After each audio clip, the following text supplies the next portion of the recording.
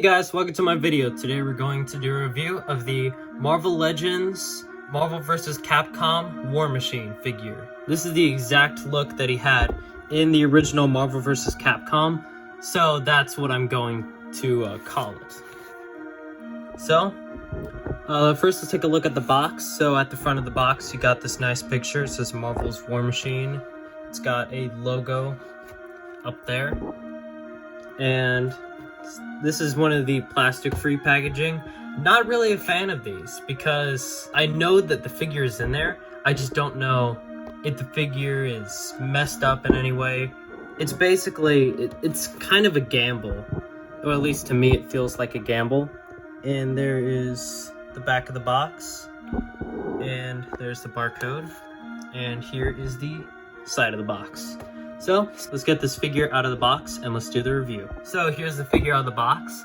And on the actual video, he actually looks a lot bluer than in person.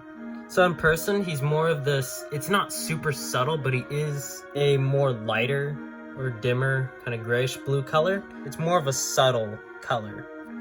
But this light makes it look super blue, so it's not actually that blue. So, before I go over posability, I'm going to show you all the different accessories. So first up, he came with this unibeam piece, and it has this little Superman connection piece. I guess Iron Man unibeam shaped, but I like saying Superman because it looks like Superman. But what you do is you just put it on the chest because this is indented, so you can put this on it. Same with the Iron Man that comes with the photon laser. Next up, he came with these cool red lasers.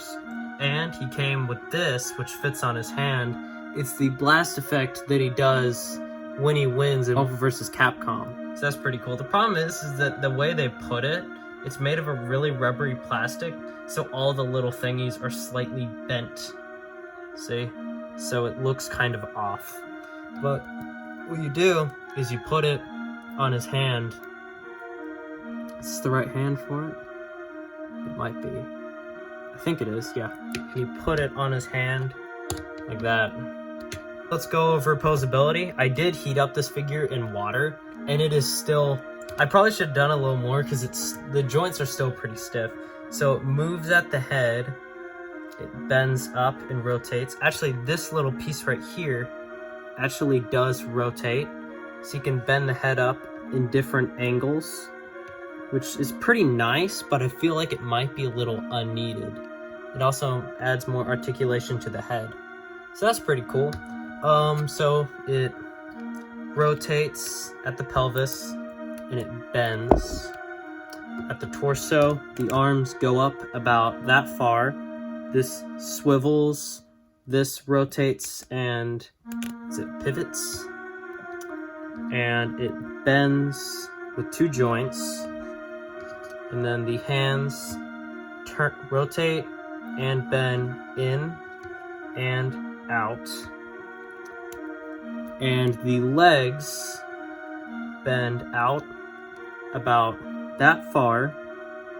This is with both legs. It rotates there, it bends there with two joints, it swivels right here, and then bends in and out with the foot and swivels. So I think that's all the articulation. So let's just go over the figure, but first I'm going to show you what it looks like with some of the other accessories. So here's the figure with the blast effects. And actually one cool thing about the War Machine figure is that they actually painted a little bit of gray on the actual unibeam. Also, this hand is so much better than the earlier ones. You can actually bend in and out on the hands. So overall, I just really like this figure. I think that the colors pop. I kind of wished he came with another head. You know, a head of him, of a maskless head. But the reason why I wanted to pick this up, which I've talked about before, was because of Marvel vs. Capcom. Because in the original Marvel vs. Capcom, they didn't really have the rights to use Iron Man. I don't know how, but they just didn't. So instead, they used War Machine but they used the exact Iron Man outfit. They just painted it a different color, and this was the color it was in the game. And I really liked the color in the game, and I'm so glad that Marvel Legends released a figure that's paying tribute to Marvel vs. Capcom. So since we're talking about Marvel vs. Capcom, here is the Marvel vs. Capcom War Machine next to the Marvel... It's not the Marvel vs. Capcom Wolverine, but if you look at the game, it basically is. So I really like this figure. And for another comparison, whoa! Here he is next to his best friend Tony Stark. And this is one of my favorite Marvel Legends of all time. I remember getting this one at the Disney store, back when it first came out. So for another comparison, here he is next to Tony Stark again, but in the more classic, I think this is Mark III, I believe. But here he is next to Mark III. They're very different in looks, because this one's more classic looking and then this one's more modern. Oh yeah, I think I forgot to mention it, but he comes with two, I guess, open palm hands where he can shoot his blast, and two fists. It's hard to display him with this, but one thing to note is that this blast effect for the hand only fits in his right hand because of the way it's formed. So you might be able to fit it. Oh, let me try it with the other hand. I mean, if you fidget enough, you could probably get it to fit in there, but I wouldn't. So this is specifically built for the right hand.